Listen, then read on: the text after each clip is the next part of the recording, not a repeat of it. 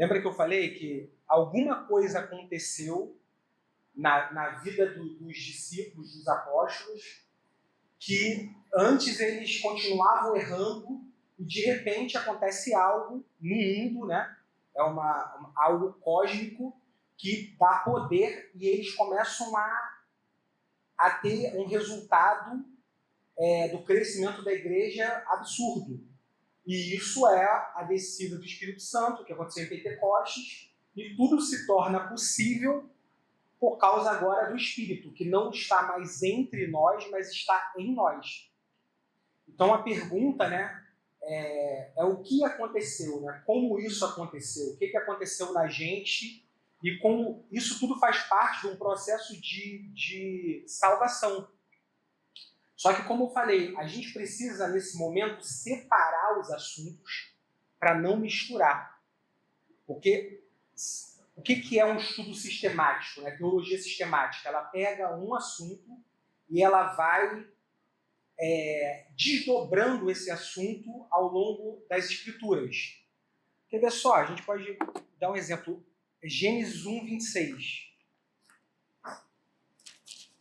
Uma matéria, mas só para a gente entender um pouco como é que funciona esse estudo, né?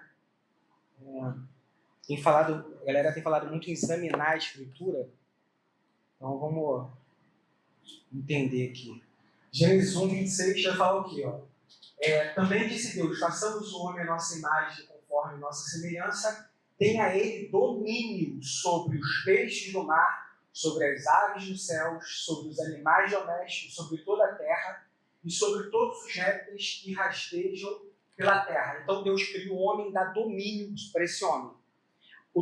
Aí o que acontece? Como é que é um estudo sistemático? Vamos agora para Salmos 8.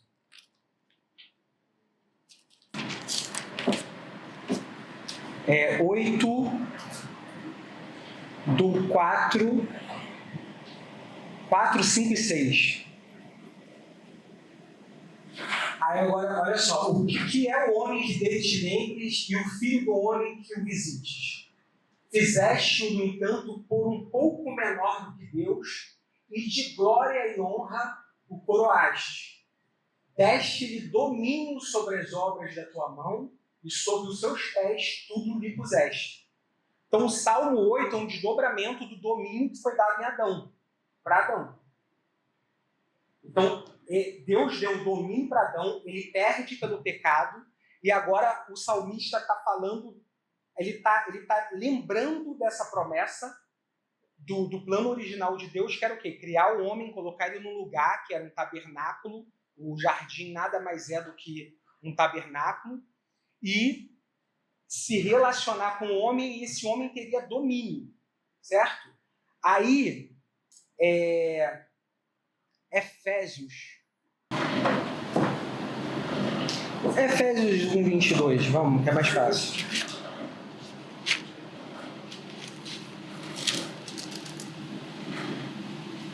Efésios 1, 22. E pôs todas as coisas debaixo dos pés, e para ser o cabeça sobre todas as coisas, e o deu à igreja. Então aqui a gente vê Gênesis, Deus dando domínio para Adão, Adão peca, perde esse domínio, Salmo aponta para esse domínio sendo restaurado, ele fala o que é o homem foi feito um pouco menor do que Deus, e aí ele fala que e deu domínio sobre ele, e em Efésios ele fala que esse domínio foi restaurado por Cristo, que está falando que é o cabeça, e sobre todas as coisas o deu à igreja, ou seja, esse domínio é restaurado a nós através da igreja. Então, o que é um estudo sistemático? É você pegar um tema, isolar ele e vir trabalhando. O problema é muito complicado para quem está começando a ler a Bíblia não fazer um estudo sistemático, porque você vai confundir justificação com regeneração, com santificação, e aí você vai começar a misturar os assuntos todos. Então a gente precisa isolar nesse momento o que é regeneração. Aí depois o que é conversão. Como isso acontece. Porque aí depois isso fica muito claro até quando você for pregar e for definir isso. Porque senão muitas vezes a pessoa ela está falando de novo nascimento, mas o conceito que ela está tratando é justificação, não é regeneração. Ela está falando de nova vida em vez de estar falando da regeneração, que é o ato de Deus em nós que vai dar essa nova vida. Entendeu? Então, assim, a gente precisa aprender a ler a Bíblia sistematicamente. Senão a gente começa a misturar o Deus que se apresenta como pastor com o pai. O pastor é alguém que ele cuida de uma criatura. O pai é alguém que cuida do filho. E aí, às vezes, a gente usa o pastor no lugar do pai. Por quê? Porque não tem um estudo sistemático. Não separou isso, não fundamentou para depois aplicar. Entendeu? Bom dia. Bom dia. Então, a gente vai agora tratar da regeneração. E aí, segundo Wayne Grudem, que é um autor de uma teologia sistemática muito boa para quem está começando a estudar agora, ele é usado em diversas linhas teológicas, ele é bem neutro, por isso é bom para quem está começando. E ele fala o seguinte: a regeneração pode ser definida da seguinte forma: a regeneração é o ato secreto de Deus pelo qual ele dá uma nova vida espiritual. Isso também é conhecido como nascer de novo. Então, na teologia, a gente vai ver muito esse termo regeneração. Mas, na Bíblia, isso é muito tratado como nascer de novo. Ser uma nova criatura. Então, ele dá um exemplo aqui, né? Eu escrevi aqui. Imagina que você está espiritualmente em off, morto, desligado, como lemos em Efésios 2:1. E aí, Deus nos dá vida. E ele dá uma vida espiritual nova. É o que Jesus depois vai explicar lá para Nicodemos. Então ele fala, ó, Deus vos deu vida estando vós mortos nos vossos delitos e pecados. Pode continuar. Nos quais andastes outrora segundo o curso deste mundo, segundo o príncipe da potestade do ar, do espírito que agora atua nos filhos da desobediência. Isso aqui é muito taxativo, é muito forte isso aqui, porque não tem meio termo. Ou o cara está seguindo para Deus, ou ele está embaixo da potestade que é o diabo. Ele está andando no curso, segundo o curso deste mundo. E aqui esse mundo a gente precisa ler como sistema de mente, de pensamento, de pressupostos, como a gente aprendeu, do mundo. Então não tem assim, ou o cara está com uma mentalidade nova, ele nasceu de novo, e agora as coisas mudaram para ele, ou ele está ainda indo em direção ao diabo, fazendo a vontade do diabo. Não tem um neutro no mundo espiritual. Não existe neutralidade no mundo espiritual. Né? Continua aí. Entre os quais também todos nós, aí ele vai falar como a gente estava, né? Paulo em Efésios, ele fica como estava, como você está agora, brincando assim. É uma gangorra. Entre os quais também todos nós andávamos outrora, segundo as inclinações da nossa carne, fazendo a vontade da carne e dos pensamentos. E éramos, por natureza, filhos da ira, como também os demais. Mas Deus, aí olha só, aí ele agora vai enfatizar que toda mudança que ocorre em nós é pela graça. Não foi porque a gente começou a fazer a coisa certa. Mas Deus, sendo rico em misericórdia, por causa do grande amor com que nos amou, e estando nós mortos em nossos delitos, nos deu vida juntamente com Cristo. E pela graça nós somos salvos. E juntamente com Ele nos ressuscitou e nos fez assentar nos lugares celestiais em Cristo Jesus, para mostrar nos séculos vindouros a suprema riqueza da sua graça e bondade para conosco em Cristo Jesus. Porque pela graça sois salvos, mediante a fé. E isto não vem de vós, é dom de Deus. Então, tem uma... Dependendo da teologia, da linha teológica que você vai estudar, tem alguém que vai falar que a fé vem antes da regeneração. Outros acreditam que a regeneração vem antes da fé. pouco importa. O que importa é você saber que tanto a regeneração quanto a fé foi dada por Deus. Porque o morto não pode dar nada para si próprio. Então, nesse momento, aí você já deve estar assim, mas eu não aceitei Jesus? Mas não fui eu que escolhi? E aí entra essa polêmica, né? Porque aonde está a minha parte na salvação? Só que a gente agora vai ficar em regeneração. Ok? Então, a regeneração é um ato de Deus para conosco, a gente estando morto, né? Na regeneração, você é o passageiro, não o motorista. Aqui está a parte que deixa muita gente confusa. Na regeneração, nós somos passivos. Isso pode nos assustar no primeiro momento, mas isso mostra como Deus nos amou primeiro. Pare para refletir. Você escolheu nascer fisicamente? Escolheu a cor dos olhos ou o dia que ia chegar ao mundo? Não. No espírito é igual. Diz que a gente não nasce da vontade humana, mas de Deus. João 1,13. É Ele quem troca o nosso coração de pedra, duro, frio, por um coração de carne, sensível, vivo, como prometeu lá em Ezequiel 36:26. João 1,13. Os quais não nasceram da carne, nem da vontade da carne, nem da vontade do homem, mas de Deus. Ou seja, essa vontade de você nascer de novo é algo de Deus na sua vida. Ou seja, Deus quis que você nascesse de novo, foi Ele que te escolheu e te elegeu antes da fundação do mundo, é Ele que te deu vida você ainda estando morto.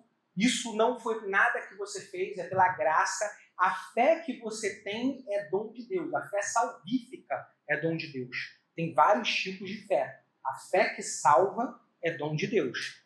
Então até isso foi dado por Deus. Você não seria capaz de tomar essa decisão se não fosse por obra e o amor de Deus. Então, quem faz o quê? O trabalho é da Trindade. O Espírito Santo é o executor direto, aquele que gera a vida. O Pai é quem nos dá a vida junto com Cristo por sua grande misericórdia. O que a gente leu em Efésios 2:5.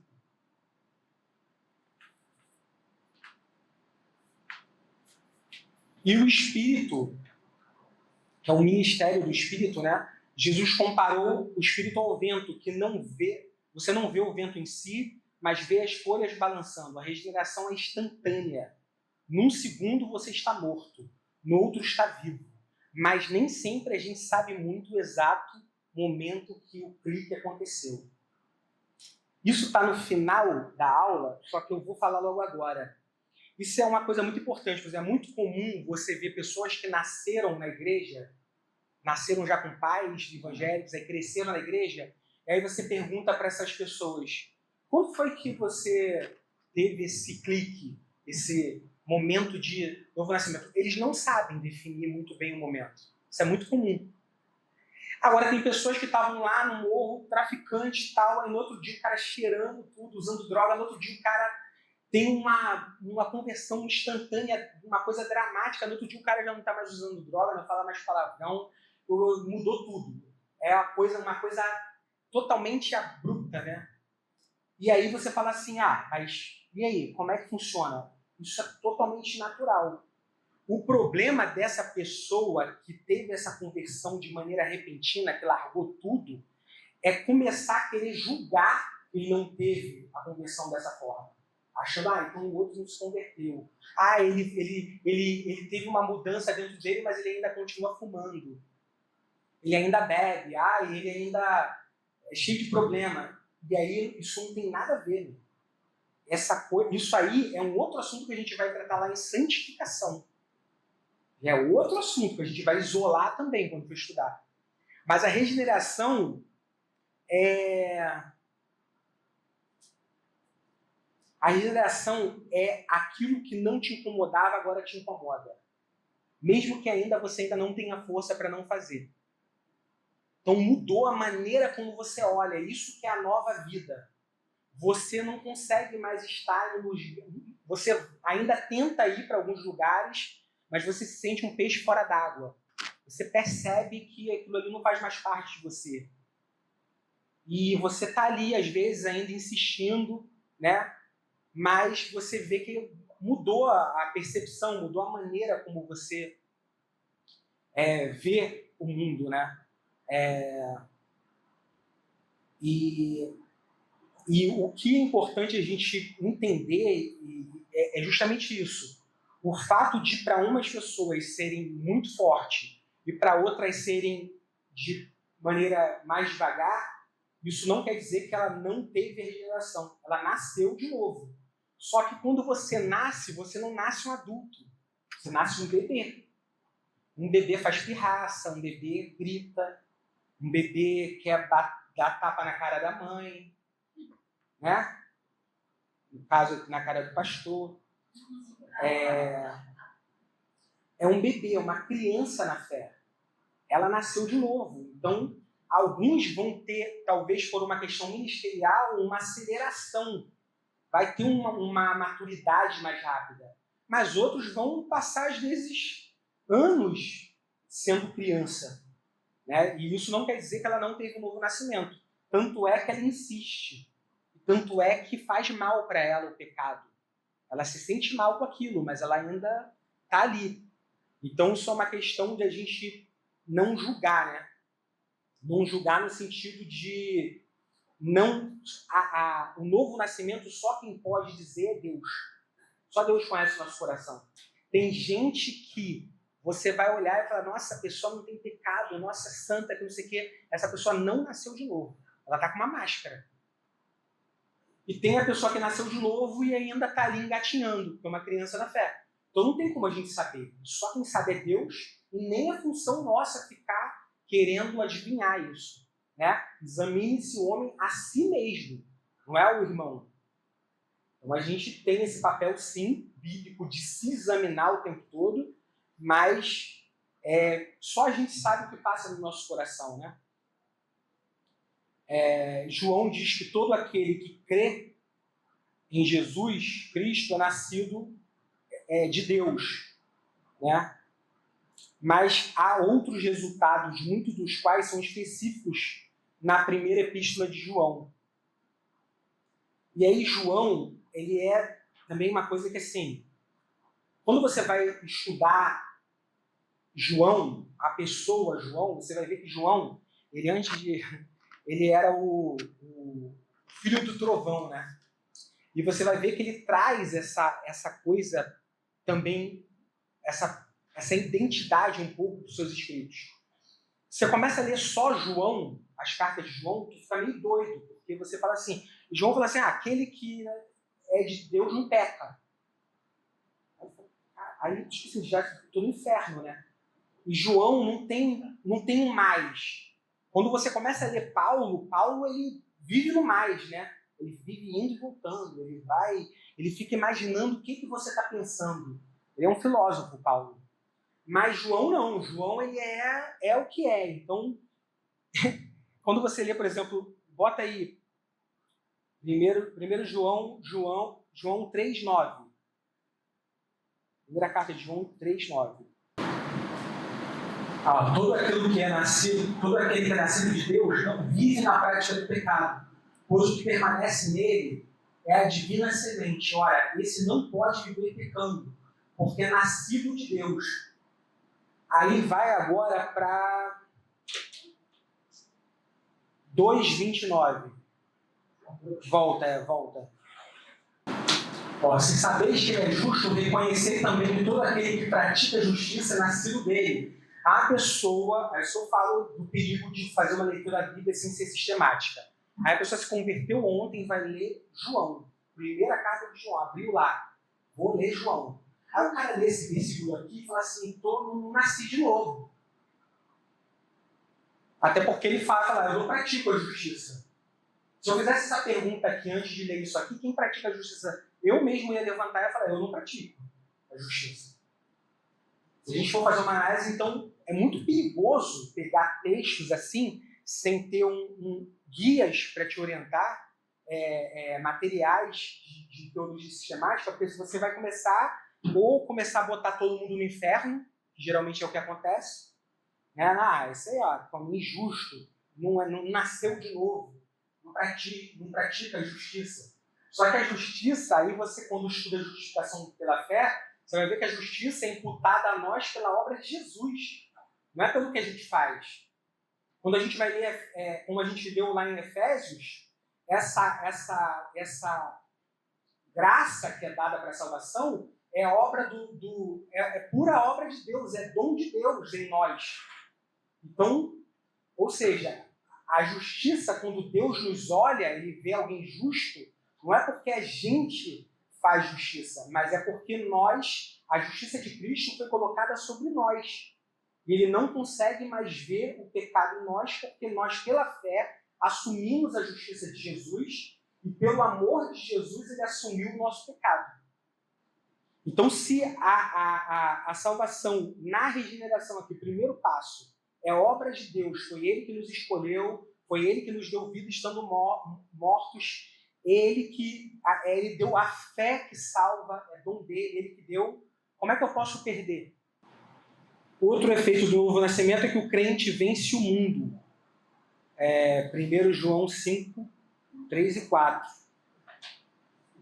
Se lê Efésios, se você lê, só lê esses dois livros, Carta aos Efésios, e você lê primeira carta de João, você para de ter medo de diabo. Você não vai ter mais medo de macumba. Não tem como ter medo de macumba lendo Efésios. É porque você não lê. Ou se lê, não crê no que está lendo. Porque este é o amor de Deus, que guardando os seus mandamentos, olha, os seus mandamentos não são penosos. Continua. Porque todo que é nascido de Deus vence o mundo. E esta vitória que vence o mundo, e é esta vitória que vence o mundo, a nossa fé. Ou seja, você venceu o mundo. Aí Efésios vai dizer, deixa eu achar aqui, Efésios 1, 20, fala que nós somos, olha só, a gente foi colocado acima de todo principado e potestade e poder e domínio e todo nome que se possa referir não só no presente século, mas também no vindouro. Aí está falando, mas o 21 está falando de Jesus. Aí ele continua no 22. E pôs todas essas coisas debaixo dos seus pés de Jesus, para ser o cabeça sobre todas as coisas, e o deu à igreja. Então você está acima de todo o principado e de toda a potestade. Esse texto está falando de grau de autoridade. Você está acima de todo o diabo. Não tem demônio, meu irmão. Não tem potestade. Potestade são demônios que ocupam territórios. Esses demônios, eles têm poder sobre quem não nasceu de novo. Sobre nós, não.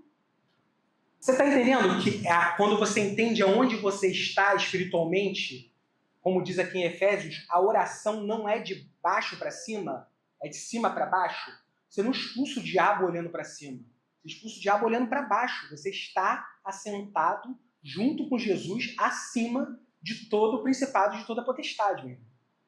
Não tem como ter medo. Ele que tem medo de você. Porque você agora é luz.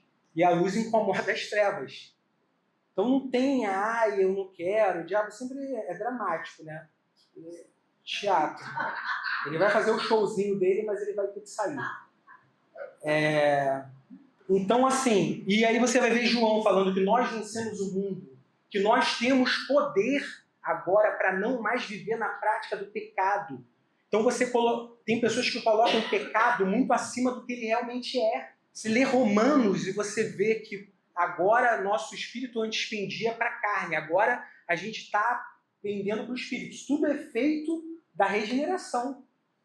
Você agora é uma nova criatura. Você nasceu de novo. Então não tem por que você querer ainda cuidar das coisas espirituais como antes você cuidava. Porque antes, realmente, você era filho da desobediência, estava caminhando para o inferno. É isso que a gente já leu aqui. Mas agora não. Agora você é luz. Você nasceu de novo. Você não só nasceu de novo, mas você foi colocado no lugar de autoridade. Porque como diz Gênesis 1:26, que Deus deu domínio para Adão, como Adão perde esse domínio, ele é restaurado em Cristo por nós.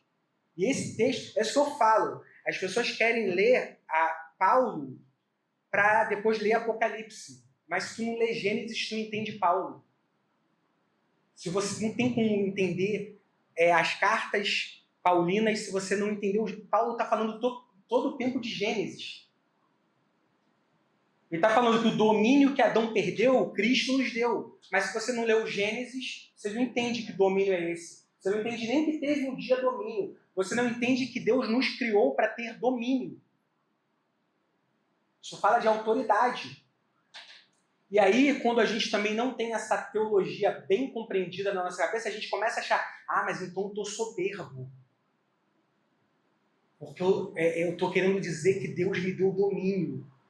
Mas o domínio que ele dá é para cuidar, é para espelhar a glória dele, é para fazer o que ele quer. Não é para fazer o que a gente quer. Então você assumir o domínio que Cristo nos restaura é uma forma de você honrar a Deus e honrar a obra de Jesus na cruz. Não é uma forma de você se sentir maior. Porque, como a gente lê em Efésios, é tudo pela graça, é dom de Deus. Você estava morto, ele te deu vida. Ele te chamou você ainda sendo pecador. Ou seja, tudo é por amor e pela graça. Não é porque a gente foi bonzão em algum momento. A gente, eu agora vou ser, eu fiz uma coisa boa e Deus me aceitou. Não. Muito pelo contrário, ele te aceitou e agora você tem poder para fazer coisas boas. Entendeu? É o contrário.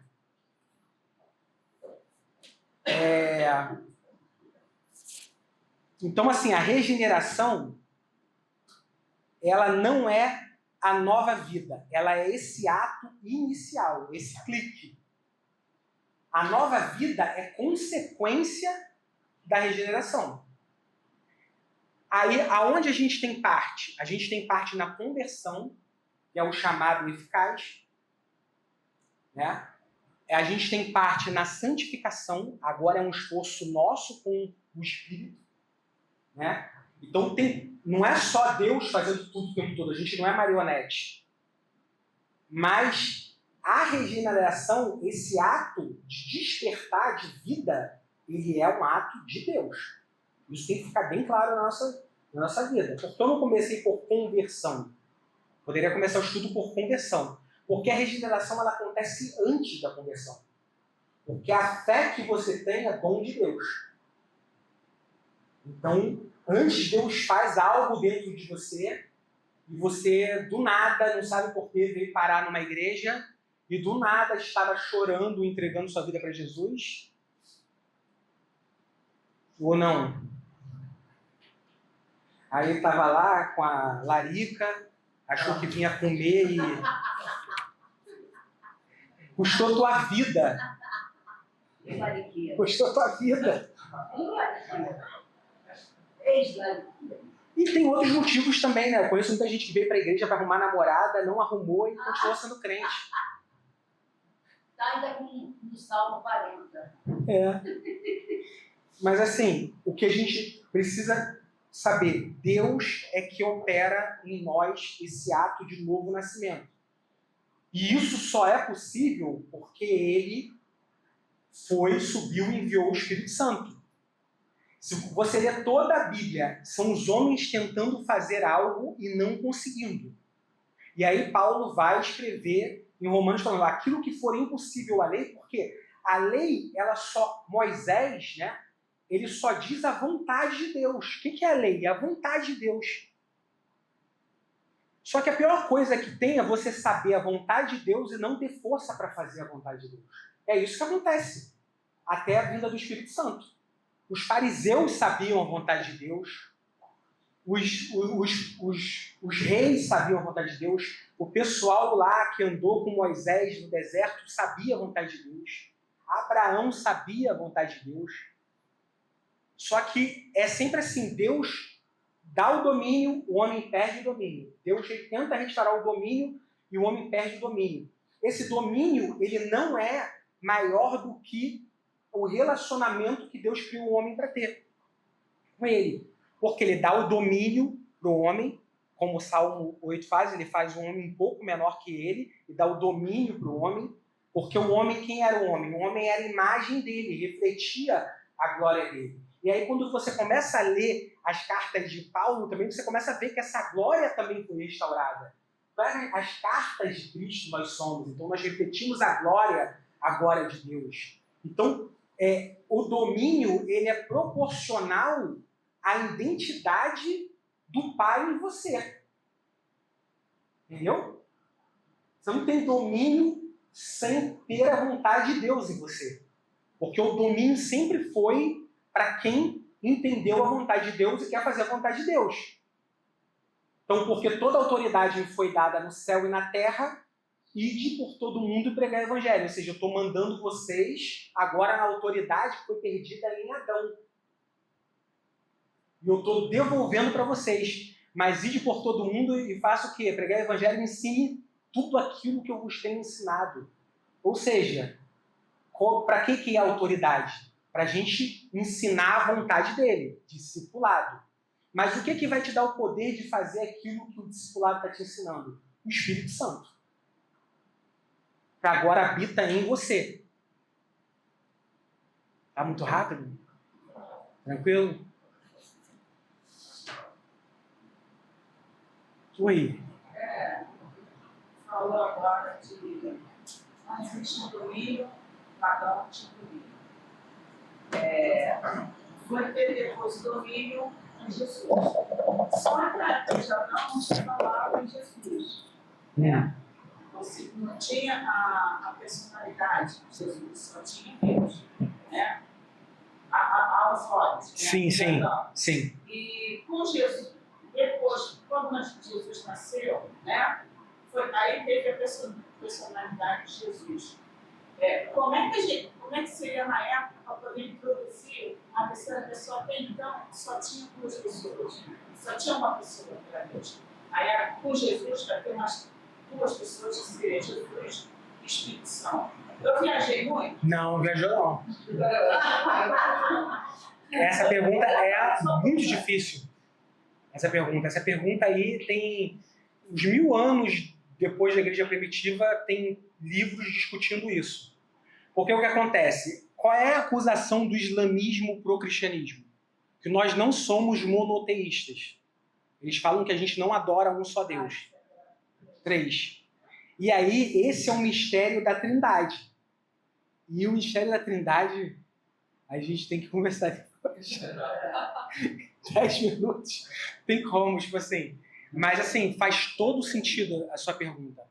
O que eu posso te dizer é que Jesus está o tempo todo velado durante a história, tanto é que Pedro vai falar que ele derramou o sangue dele antes da fundação do mundo. Ou seja, ele já estava lá, né? Ele está o tempo todo, só que a gente não vê. E, assim, Paulo também vai dizer que tem um mistério que é revelado em Cristo. Então, isso tudo realmente era um povo que ele ia escolher. A propósito de Deus sempre foi escolher um povo e, através desse povo, todo mundo ser abençoado. Porque esse povo ia refletir a glória de Deus e essa glória ia aumentando até todo mundo ser cheio da glória dele, como é a promessa do final. Certo? Então, ele faz isso em Noé, ele faz isso em Abraão. Então, essa sempre foi a proposta de Deus. Só que, quando Jesus vem, você vê que não é mais esse povo, não é mais os judeus. E é isso que Paulo fala, que esse mistério que estava escondido é o quê? É a graça de Deus sendo estendida agora aos gentios, que é a igreja. Então, assim, por isso que eles esperavam, os judeus, alguém que fosse vir para julgar o mundo logo. Sim, e aí, tipo assim, faz muito sentido esse pensamento deles. A gente já leu a Bíblia, já conhece Jesus, vai falar, nossa, eles são... Mas eu acho que essa rejeição também está em Isaías, que fala em Isaías, que fala que o seu eles vão rejeitar. Sim. Então, assim, eu acho que eu não vejo mal, tem alguém do meu judeu que conversa muito, e eles reconhecem Jesus como um ser judeu. Né? Sim. Pensa mas eu acho que também essa rejeição estava na profecia. Mas aí que tá, é uma profecia que eles não tinham entendido. Entendeu? Por isso que é um mistério. Porque assim, embora tivesse lá, e assim, aí eu teria que falar sobre profecia. A profecia, ela é progressiva. Então, a profecia ela pode ter um cumprimento agora, ter um cumprimento daqui a 1000 anos. Então, por exemplo, quando tem texto lá que Deus fala para Davi que ia restaurar o templo através do filho dele. Esse filho é Salomão, mas esse filho também é Jesus, filho de Davi. Então, mas então não era Salomão? Era, porque a revelação da profecia é progressiva. Ela não anula, ela é igual uma cebola, tem camadas. E é por isso que era um mistério, porque eles achavam, pela própria história, né, que ia se cumprir com a vinda do rei, e eles estavam realmente sofrendo muito, estavam sendo massacrados, passando fome, e aí, agora ele vem me salvar. E aí Jesus mostra o reino de ponta cabeça. É um reino que agora você tem que dar outra face. Como assim? A gente ia fulminar, eles acabam vindo da história dos Macabeus, né? Macabeus, meu irmão, eles eram olho por olho, dente por dente, que entraram em guerra, e tudo pelo nome de Deus. Né? Eram homens tementes a Deus, só que não entenderam a graça. E aí a graça é revelada em Cristo mesmo. Pastor, os judeus vivem até hoje na lei. Vivem. E a lei veio para mostrar que o homem é pecador. Sim. Então eles não reconhecem isso também, os judeus. Porque a lei só veio para mostrar que o homem é pecador. Mas não é só os judeus, não. Mas a gente Vocês estão me provocando. Porque eles não...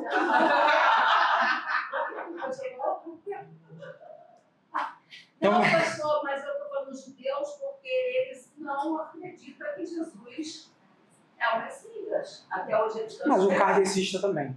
Mas o kardecista é muito parecido, tá? Se você for ver... Ó, vamos lá. Espiritismo, eles buscam a salvação com a ajuda dos mortos e de outros espíritos. Os espíritos dão ajuda para as pessoas conseguirem uma vida feliz nesta vida e encontrar uma vida melhor no além. O kardecismo, especificamente, ele acha que a salvação significa vencer o fardo de uma existência física no mundo material para uma realidade puramente espiritual e incorpórea. Neste sentido, ele é parecido com o gnosticismo no mundo antigo. O nascer de novo para os espíritas é interpretado como reencarnação. Eles pegam um texto lá de João, nascer de novo, fala que isso é reencarnação. A Terra é considerada um mundo de expiação que serve de exílio para espíritos rebeldes. Pelo próprio sofrimento, a pessoa faz expiação pelo próprio pecado. Para os espíritas, Jesus é um espírito evoluído que mostra o caminho, mas não é o caminho.